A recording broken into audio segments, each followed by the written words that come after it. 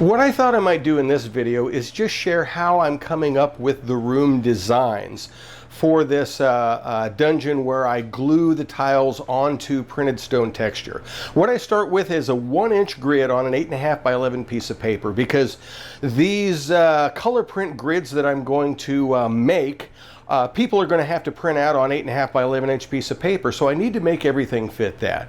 So what I've done is I've taken this paper and I've cut it out, and I started cutting out chunks of paper so that I've got all of these hallways are 2 squares wide, and then you see we've got hallway sections that are 4, 3, 2, and 1 inches long.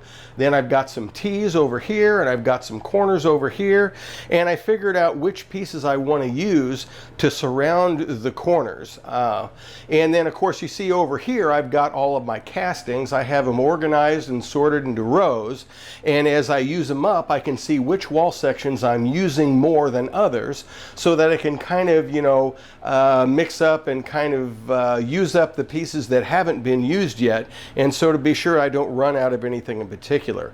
The tricky part is making the larger rooms, and as you can see here I'm trying to construct some larger rooms. I probably won't do the ones with kind of walls inside the room. We'll see how that goes, but I have to try to fit, like for this one is kind of a pass-through room, and I've got room on the bottom of the 8.5 by 11 piece of paper for other things, possibly hallways, possibly another room. So as I'm creating these rooms, I'm trying to figure out what will fit nicely on an 8.5 by 11 piece of paper. Can I fit 1 large room, 2 small rooms, or 3 even smaller rooms, depending on what will fit on the sheet of paper. Okay, at this point I have all of the sheets laid out for all of the rooms that I intend to do. All of the rooms and the combinations of rooms fit on 8.5 by 11 sheets of paper. I've got a pile of blocks here that are going to be for the doors and the blocks beside the doors to fill the 2-inch space. And after all of that, I only had 2 blocks that I was not able to use out of the 24 castings it takes for this project. Now that I've laid out all the rooms, I want to see if these rooms are actually workable. And the only real way I can do that is to draw each of these rooms up on a piece of graph paper. And these are half size or half scale to what's on the sheets of paper. So I will arrange all these bits and see if I like the combination of rooms that I've come up with.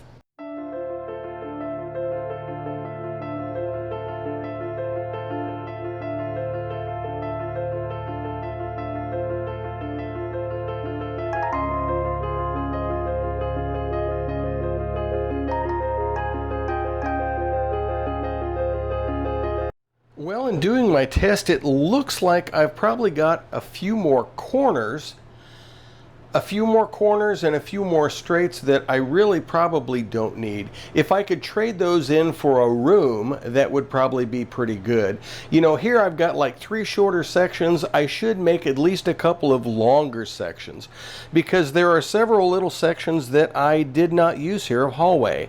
And by looking at it, I was kind of struggling to find out what to use my hallways for, and it looks like I could have basically used more rooms here and there. So I think I need to kind of rearrange things on my layout to have fewer hallway pieces and to have a few more rooms. Okay, I've rearranged things a bit since I had too many hallways and corners and not enough rooms. I've added a couple more rooms and I've taken a few more hallways away. And let's see if this this new arrangement will actually work out well when I try to build a dungeon with it.